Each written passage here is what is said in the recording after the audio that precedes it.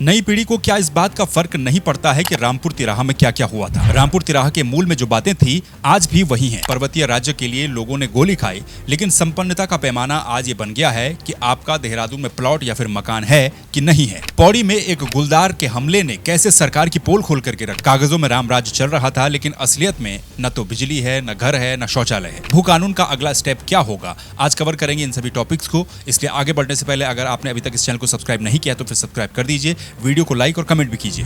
आज 2 अक्टूबर है। आज के ही दिन महात्मा गांधी का जन्म हुआ था। भारत के पूर्व प्रधानमंत्री लाल बहादुर शास्त्री का जन्म हुआ था। लेकिन साल 1994 में आज के ही दिन यानी कि 2 अक्टूबर को मुजफ्फरनगर में रामपुर तिराहा कांड भी हुआ था। यह तारीख उत्तराखंड के इतिहास में काली तारीख बन गई, लेकिन उससे भी ज्यादा काला अध्याय इसका इंसाफ बन चुका है। रामपुर तिराहा कांड को 30 साल बीत गए हैं, लेकिन आज तक इसका पूरा न्याय नहीं मिल पाया और 30 साल के बाद कोई न्याय मिलेगा इसकी भी उम्मीद बहुत कम नजर आती है। अलग उत्तराखंड की मांग को लेकर के प्रदर्शन करने जा रहे हजारों राज्य आंदोलनकारियों पर पुलिस ने जो बर्बरता दिखाई थी उसकी तुलना ब्रिटिश राज्य में हुए जलियांवाला बाग हत्याकांड से की जाती है। इसे घोर अधर्म ही कहा जा सकता है कि उस वक्त स्वतंत्र भारत में भी जब ये देश 20वीं सदी में कुछ ही सालों के बाद प्रवेश करने जा रहा था, तब पुलिस की ऐसी बर्बरता दिखाई दी। अपने ही नागरिकों पर गोलियां चलाई गई, साफ साफ लोगों की हत्याएं की गई, लूटा गया, महिलाओं के साथ अभद्रता की गई, लाठियां चलाई गई, सबूत मिटाए गए। ये सब कुछ एक लोकतांत्रिक देश में हुआ, ये सब कुछ एक लोकतांत्रिक राज्य में हुआ। इस कांड को मुद्दा बना करके हो सकता है कि कई लोग अपनी राजनीति चमका गए हों, नेता भी बन गए हों, मुख्यमंत्री भी बन गए हों, लेकिन आज तक न्याय तो वो लोग भी नहीं दिला पाए। एक न्याय इसी साल 18 मार्च को हुआ था, जब अदालत ने एक महिला प्रदर्शनकारी से बलात्कार और लूटपाट के जुर्म में 2 पूर्व पीएसी हवलदारों को आजीवन कारावास की सजा सुनाई थी। ये सजा तब हुई जब ये लोग रिटायर हो चुके थे, लेकिन इसके अलावा इस मामले में कोई खास प्रोग्रेस नहीं हुई।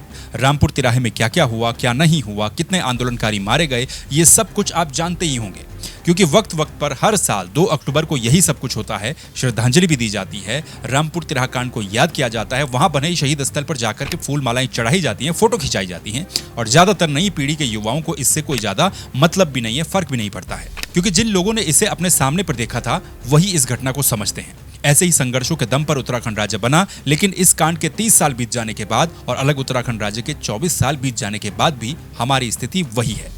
आज भी इस प्रदेश में प्रदर्शन आंदोलन चल ही रहे हैं। कहीं पर बेरोजगार रोजगार के लिए आंदोलन कर रहे हैं, कहीं लोग अपनी जमीनों को बचाने के लिए आंदोलन कर रहे हैं, कोई मूल निवास की मांग को लेकर के आंदोलन कर रहा है। इस पैटर्न को अगर आप समझें तो वही मुद्दे आज भी हैं जो तब थे।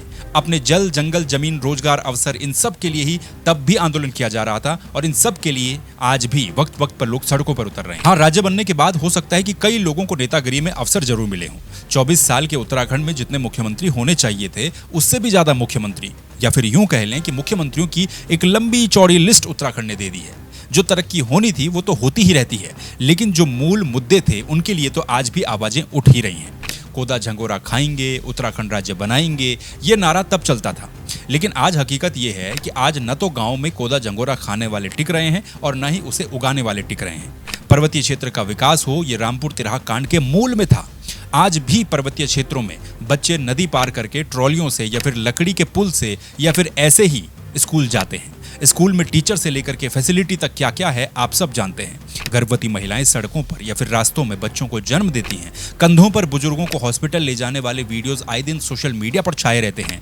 बच्चों को गुलदार उठा करके ले जाते हैं। खेती को सुअर और बंदर चौपट कर रहे हैं। देहरादून, हरिद्वार, उधम सिंह नगर, हल्द्वानी, ऋषिकेश, इन जगहों का विकास हुआ है। यहाँ पर जमीनों के दाम आसमान पर पहुंच गए हैं, क्योंकि पहाड़ से लोग उतर करके बेहतर भविष्य की तलाश में इन जगहों पर बस गए। अलग पर्वतीय राज्य उत्तराखंड में आज किसी के संपन्न होने का पैमाना ये बन गया है कि आपका शहर में कोई मकान या फिर प्लॉट है कि नहीं है, चाहे वो देहरादून में 50 गज का प्लॉट ही क्यों ना हो। बिना देहरादून में जमीन मकान के तो पहाड़ों में लड़कों को रिश्ते भी नहीं मिल रहे हैं। यकीन मानो या ना मानो, लेकिन आज की हकीकत यही है।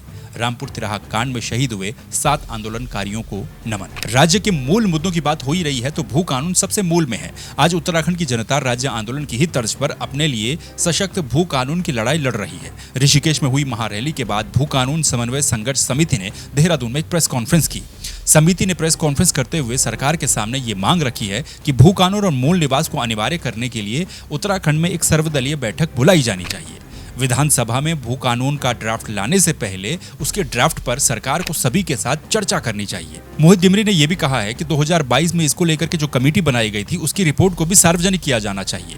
उद्योगों के नाम पर जो जमीनें बांटी गई हैं या फिर दी गई हैं या फिर जिन लोगों ने खरीदी हैं उसका भी ब्यौरा सार्वजनिक किया जाना चाहिए। मोहित डिमरी ने यह भी कहा है कि उत्तराखंड में अभी तक का सबसे बड़ा घोटाला जमीनों को लेकर के किया गया घोटाला है। इसके साथ ही अब तैयारी है केदारनाथ में मूल निवास और भू कानून के लिए महारैली करने की। समिति इसके लिए तैयारी कर रही है और उसके बाद उत्तराखंड की और जगहों पर भी इसको लेकर के एक महारैली निकाली जाएगी। देखिए, मूल मुद्दों की जब मैंने बात की थी तो उसमें जिक्र किया गया था कि आज भी गुलदार बच्चों को उठा करके ले जाता है, लेकिन इससे भी बदतर स्थितियां हैं। अब पौड़ी में एक बच्चे पर गुलदार ने हमला किया था, जिससे सरकार और सरकारी सिस्टम की पूरी पोल खुल करके रह गई। यह बड़ी ही इंटरेस्टिंग खबर छपी है। 21 सितंबर को पौड़ी के द्वारिखाल ब्लॉक के ठांगर गांव में गुलदार ने एक 6 साल के बच्चे कार्तिक पर हमला कर दिया था और इस बच्चे का इलाज एम्स ऋषिकेश में चल रहा है। अब बहुत से लोग ये बोलेंगे कि भाई बहुत नेगेटिव बात कर रहा है, देख एम्स तो सरकार ने खोल दिया है जिसके चलते वहां पर इलाज हो रहा है। अब आगे सुनिए, इस बच्चे पर हमला गुलदार ने तब किया जब ये बच्चा खुले में शौच करने के लिए जा रहा था, क्योंकि इसके घर में शौचालय ही नहीं है और सरकारी आंकड़ों में ये गांव ही नहीं बल्कि पूरा का पूरा ब्लॉक ODF यानी कि खुले में शौच से मुक्त हो चुका है। अभी और सुनिए क्या क्या छपा है। ये गांव सौभाग्य योजना के तहत बिजली से आच्छादित गांव कागजों में है, लेकिन जिस बच्चे पर गुलदार ने हमला किया है उसके घर में तो बिजली का कनेक्शन है ही नहीं। अब आगे और सुनिए, गरीब और मजदूरी करने वाला तबका कितना पिछड़ा हुआ है, इसको आयुष्मान योजना का लाभ भी नहीं मिल पा रहा है क्योंकि आधार कार्ड अपडेट नहीं है, उसकी वजह से आयुष्मान बना नहीं और इसीलिए इस योजना का भी लाभ नहीं मिल पा रहा है। अब ग्राम प्रधान का कहना है कि 2 पीढ़ियों से ये लोग वहां पर रह रहे हैं, लेकिन जमीन आज तक उनके नाम पर दर्ज नहीं हुई है, इसीलिए PM आवास योजना का लाभ इस परिवार को नहीं मिल पाया। बिजली का खंभा तो है, लेकिन पारिवारिक विवाद दोनों भाइयों के बीच में है, इस वजह से कनेक्शन नहीं लग पाया।